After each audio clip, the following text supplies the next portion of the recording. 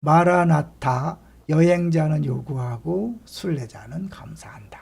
한번 스스로 해보죠. 여행자는 요구하고 순례자는 감사한다. 오늘 자족과 감사하는 마음으로 기쁨을 찾는 연습을 하자. 이 김기성 목사님이라고 지금 은퇴하셨는데요. 이분이 책을 냈고 국민일보에서 국민일독해서 이제 작가들을 초청해서 콘서트를 여는데 1번 주자가 이분이었어요. 이분이 이제 지혜의 언어들이라는 책을 썼는데 제가 국민일보 기사를 보면서 그 내용이 너무 좋아서 특별히 우리 주일 설교와 연관이 있어서 한번 가져와 봤어요. 주일 설교 기억하시죠? 그 중에 공의의 열매는 화평이요, 공의의 결과는 영원한 평안과 안전이다. 그러니까 화평, 평안 비슷한 것처럼 보이지만 원문에 보면 이제 이 샬롬이라고 그러죠. 샬롬. 결국 이 샬롬은 우리 얘기했죠. 하나님의 뜻이 우리 안에 이루어질 때 나타나는 부족함이 없는 상태. 그러니까 하나님은 이미 우리에게 다 주신 거죠. 부족함이 없도록 다 주셨는데 우리가 그것을 못 보기 때문에 감사하지 못하고 만족하지 못하는 거죠. 이 목사님이 이게 전도서에 대해 쓰시면서 자족과 감사하는 마음으로 기쁨을 찾는 연습을 한다는 게 필요하다는 거죠. 그러니까 저절로 주어지는 것이 아니라 찾아가야 되는 거죠. 어떤 사람이 질문했대요. 제 생활은 형통없이 공고하기만 한데 어떻게 삶을 기뻐할 수 있는가라고 질문을 했대요. 그때 목사님이 이렇게 대답을 했다는 거죠. 같이 한번 볼까요? 인생이 아무리 힘들고 어렵다고 해도 제법 괜찮은 순간이 있다. 하지만 덮고 있는 어둠이 지극할 때 보이지 않는다. 안 보이는 거죠. 자족과 감사하는 마음으로 기쁨을 찾는 연습이 필요하다. 우리가 사이다를 딱 딸 때 저절로 거품이 나는 것처럼 우리 기쁨이 저절로 막 솟아나는 거 아니거든요. 기쁨을 찾는 연습이 필요하다. 성과를 내기 위한 집착과 통제가 아닌 주어진 순간을 하나님 은총으로 인정해라. 무엇을 더 가져야만 된다고 생각하지 말고 현재 주어진 것을 감사하고 기뻐하는 거죠. 그런 의미에서 수양이가 주어졌는데 안 가는 거는 스스로 기쁨을 차버리는 거죠. 하나님께서 우리에게 허락하신 것을 놓치는 거죠. 그리고 나서 이제 행복하지 않다고 하는 것은 어리석다. 그래서 사실은 우리가 뜻대로 삶을 통제할 수 있다는 확신은 오만이다. 오만. 하나님을 경외하는 마음으로 현재를 한껏 누리십시오. 삶 가운데 결핍뿐 아니라 주어진 게 무엇인지도 깨닫고 이를 한껏 수용할 때 자유롭게 살 수 있다. 없는 것을 보지 말고 있는 것을 깨닫고 그것을 수용하는 거죠. 사실 우리에게 없는 건요, 내가 아무리 애를 써도 하나님이 주시지 않습니다. 그런 면에서 우리에게 주어진 것이 나에게 꼭 필요한 것이라고 생각하고 그 안에서 기뻐할 필요가 있죠. 우리 이제 사도 바울이 보면 빌립보서 4장에만 해도 세 가지 기쁨, 주 안에서 항상 기뻐하라, 내가 다시 말하노니 기뻐하라. 늘 기뻐하는 게 주의 뜻이고 아무것도 염려하지 말고 다만 모든 일에 기도와 간구로 너희 구할 것을 감사함으로 하나님께 아뢰라. 필요가 있잖아요.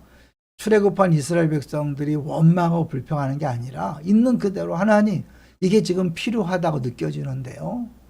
하나님은 필요하면 주실 줄로 믿습니다. 이렇게 기도하는 거죠. 그럼 주시는 거죠.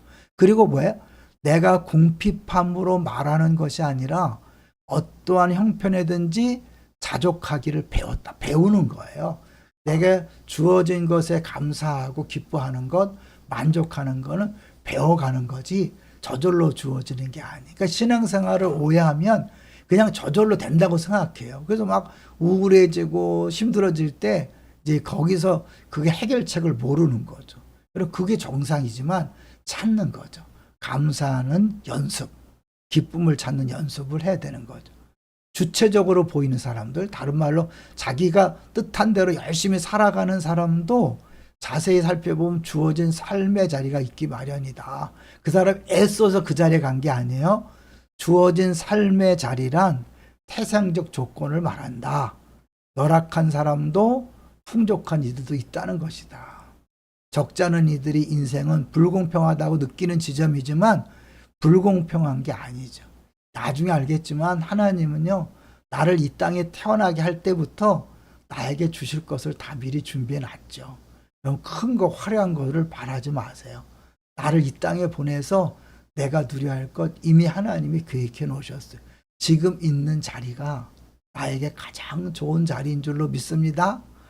소유 강박에서 벗어나 행복으로 가려는 자발적 의지라며 세상이 제시하는 행복과 다른 내 삶의 몫이 있음을 믿고 욕망을 멈추는 훈련을 해보자고 제안했다. 이 말을 왜 했냐면요, 이 앞에 나오는 내용이에요. 자족한 마음을 기르는 법이 뭐냐면 가져야 행복하다는 논리에 속아 넘어가면 안 된다는 거예요. 돈이 있어야 되고 건강해야 되고 뭐가 주어져야 행복하다, 가짜라는 거죠. 그게 없어도 행복해라고 생각하는 순간 형용할 수 없는 자유가 찾아온다. 그러니까 단순히 그냥 내가 그냥 마음으로 스스로 자위하고 스스로 하는 게 아니라 그게 소유 강박에서 벗어나는 거죠. 꼭 뭐가 있어야 되는 게 아니라 지금 내게 주어진 모든 것들이 가장 좋은 것이다. 여러분 그걸 못 누리잖아요. 아무리 했어도 다른 게 오지 않아요. 지금 것이 최상이고 왜? 샬롬이잖아요. 이미 주님께서 공의로 통치하시기 때문에 우리에게 주어진 것이 샬롬이에요. 여백 있는 삶의 태도, 그것이 전도서가 전하는 메시지인데 이러한 태도는 하나님을 경외하는 마음과 이어진다. 하나님을 경외한다는 건 뭐죠? 하나님을 인정하는 거잖아요. 하나님을 경외하는 것은 쉽게 10번째 이웃의 것을 탐내지 않은 것과 연관이 되는 거죠. 하나님을 경외한다면 현재 주어진 것으로 내가 만족하는 거예요. 그래서 누구를 부러워할 필요도 없고 시기 질투할 필요도 없는 거죠. 해봐야 본인만 손해요. 자, 누구도 내 인생을 대신 살아주지 않는다. 어떤 상황이든 나를 일으켜 세우는 건 나 자신뿐이라고 이 목사님이 강조한 거죠. 주어진 조건을 받아들이고 살아내야 한다는 거, 살아내는 거죠. 삶 가운데 결핍뿐 아니라 주어진 게 무엇인지 깨닫고 이를 한껏 수용할 때 자유롭게 살 수 있다. 가끔 얘기하죠. 제가 김민중 목사님하고 비교하지 않는다고요. 이런 비교해도 될 일이 아니에요. 하나님이 김민중 목사님에게는 그걸 주신 거고 저에겐 이걸 주신 거예요. 처음부터 하나님이 그렇게 작정하고 계획하고 그런 가정에서 태어났고 그런 성장 배경이 있고 치열한 삶을 살게 하신 것이고 저는 저 나름대로의 삶을 살게 하는 거죠. 모든 만물이 피곤하다. 눈은 보아도 족함이 없고 귀는 들어도 가득 차지 않는 게 우리네 속성이다. 예, 우리 눈은 끊임없이 더 귀도 더 모든 건 더 갖기를 원하지만 그 자체가 사실은 인간의 연약한 모습이라는 거죠. 전도서가 말하는 헛됨은 삶의 본질을 움켜쥘 수 없음을 뜻한다. 다시 말해 인간이 아무리 수고해도 자신이 속한 시간의 흐름을 막을 수도 예측할 수도 없다는 의미다. 절대자의 존재를 이해하는 일도 마찬가지다. 인간이 현실 넘어 영원을 사모할지라도 하나님이 하는 일의 시작과 끝을 파악하는 건 불가능하다. 모른다는 거예요. 모른다는 걸 인정하세요. 그리고 뭐요? 현재 주어진 것으로 만족하되 나를 사랑하시는 하나님이 나에게 가장 좋은 걸 주셨다. 그리고 지금 내게 주어진 것이 최고의 샬롬이다. 만족하고 어떻게 나눌까? 어떻게 베풀까? 섬길까에만 집중하세요. 그러면 내게 주어진 것을 더 마음껏 누릴 수 있는 거죠. 주일 설교랑 연관이 되죠. 다시 한번 제목을 읽고 마칩니다. 자족과 감사하는 마음으로 기쁨을 찾는 연습을 하자. 이게 신앙생활인 거예요.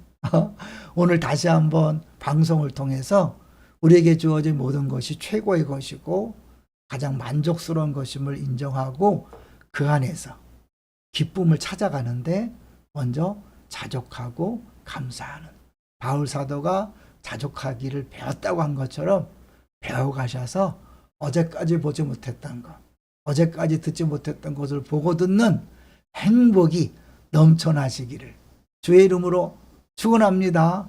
할렐루야.